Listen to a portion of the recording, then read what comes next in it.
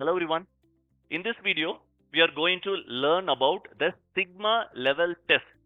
So the Sigma level test is nothing but once you complete this test, it is going to give you the Sigma level of your process so that you can compare your current performance with the truly the world class performance, which is nothing but the Six Sigma level of performance. With that preview, let's get it started. And I want you to tell you, please stay till the end of the session because after I explain you the concept, I have three hands-on examples from manufacturing, retail, and service which we would solve together so that you understand that concept really well and you can directly move on and estimate the sigma score of your own process. Okay, now the first question, do you know how your process is performing? I want to give you a very important message here. If you don't know your current process performance, it is very unlikely we can understand the gap between our current performance and the truly world class performance. And if you don't know that gap, it is very difficult to set up the right goals to headway towards the truly world class performance. So that is where it is very important that we should know what is the current performance of our processes. Okay, and to do that is exactly defects per million opportunities and sigma level will come in to give you a final number to tell, hey, you know what, this is your current level of process performance. You are doing good, but there is still a long way to go. That would aid you in setting up the right internal goals so that you keep improving on your processes. So with that overview, we will head on straight and find out the three-step process which you need to follow to establish the sigma level of your process. So first one, measure your process performance. So doesn't matter whichever process you are part of, manufacturing, retail, service, be it anything, you have a process. So you need to measure what is your current process performance, which is a very straightforward process of going onto the field, looking at your process, looking at your key performance indicators and measuring them. And I am not going to dig deeper into it because today's content is all about using that data and converting that into a sigma score. So that is what the step number 2, you calculate the DPMO, and in the next slide I will exactly show you the formula for the same. Once you have the DPMO, the defects per million opportunities, you convert that into a sigma level, and that sigma level will then show you whether your process is at 1 sigma or in a 3 sigma or a 6 sigma. Okay, so a very simple and straightforward approach which would give you the sigma level.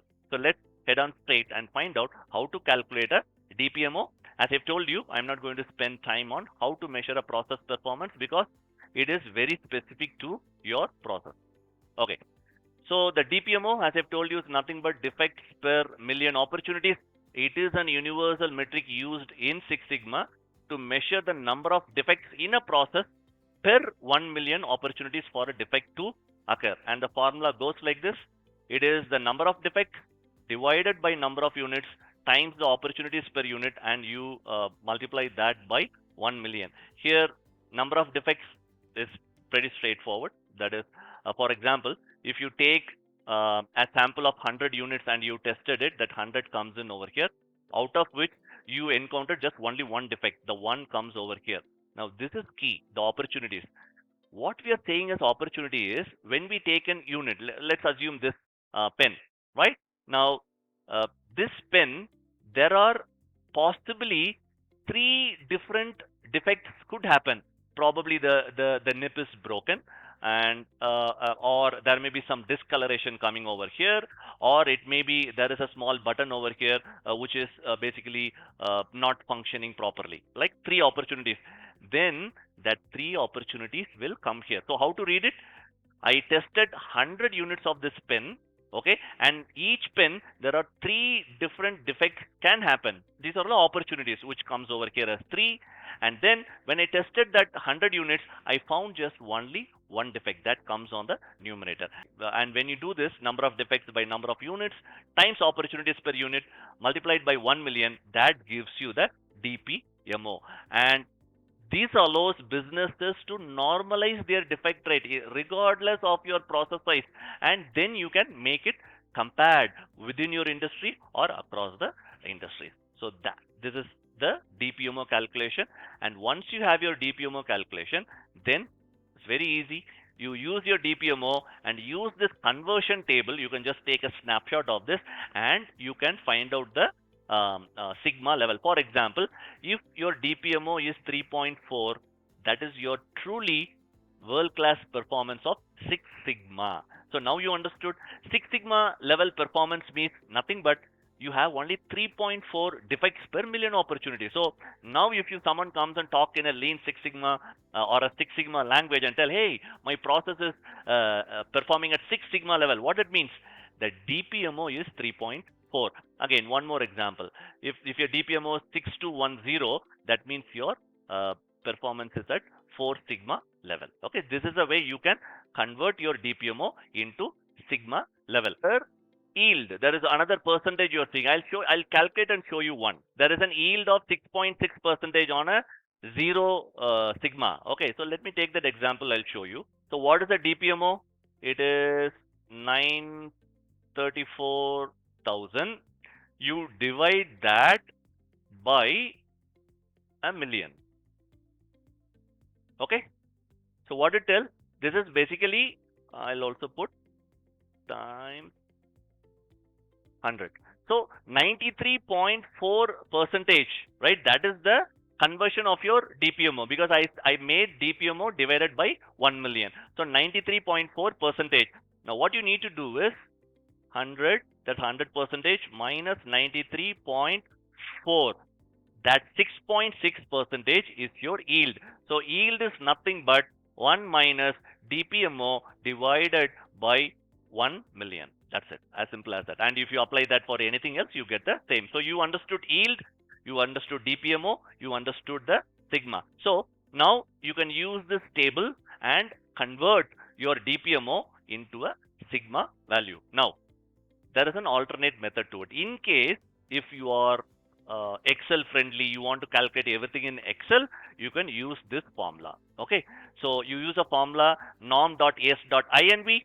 First you calculate the yield as I've told you, then you calculate the z-score using norm.s.inv. In the bracket you put the yield, which is nothing but 1 minus DPMO by 1 million, and then for the long term sigma you add that 1.5 sigma to it.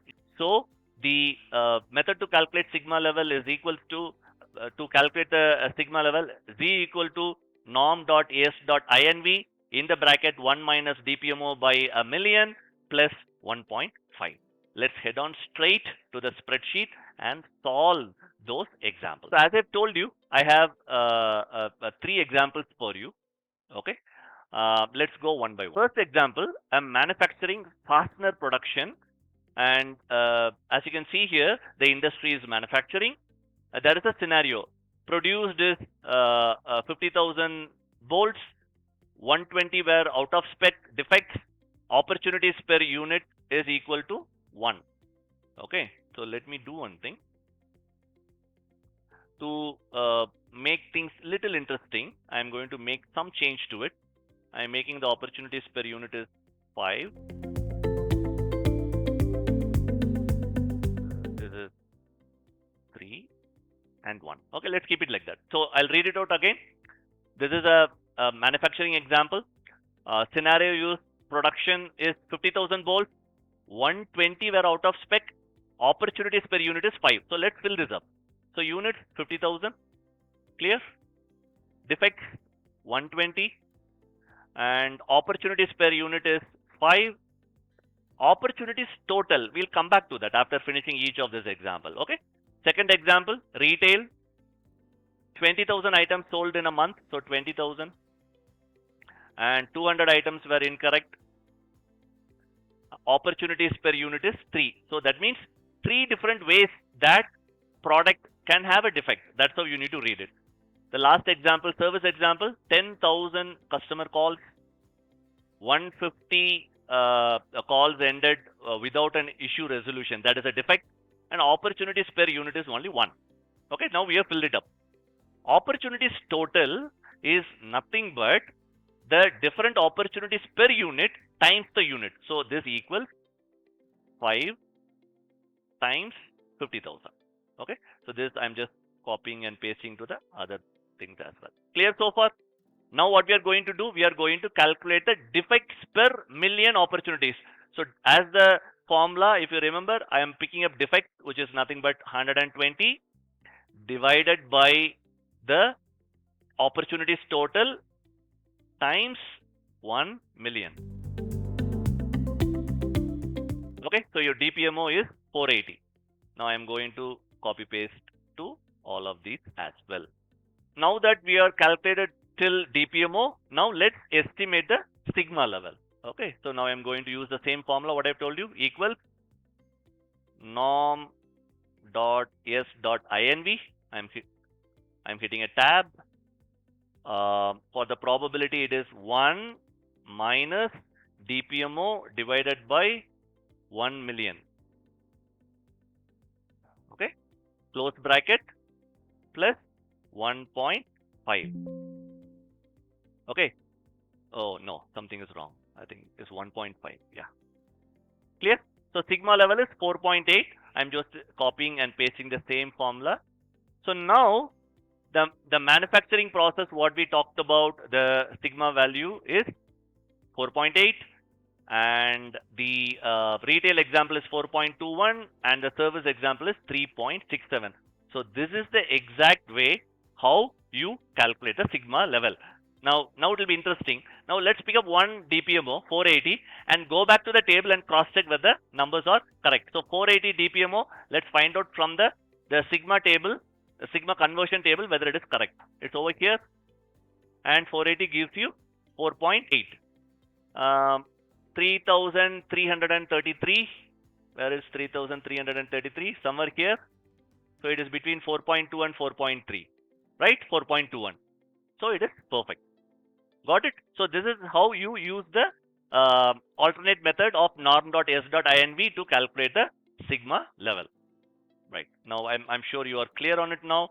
I've given you one exercise. You can just take a snapshot of this, try it by yourself. It will reinforce what you have learned today. And very important thing, I am going to give you some real world difference. Sometimes even some of the managers, when they are giving the target to the team, they'll tell, okay, we are currently at 3 sigma, let's target 5 sigma by this quarter. What? 5 sigma by this quarter. Very energetic, but is it possible? Probably I will show you these examples, then you decide for yourself whether it is possible. That kind of change. Now, see this one. A difference between 6 sigma versus around 3 to 3.8 sigma. Look at this. Air travel safety. If it is in 6 sigma, one unsafe landing every 5 years at a major airport. But if it's a 3 or 3.8 sigma, 2 unsafe landings every day at most major airports. Can you see the drastic difference between just between 3 to 3.8 sigma and 6 sigma? And I'll probably read out one more thing.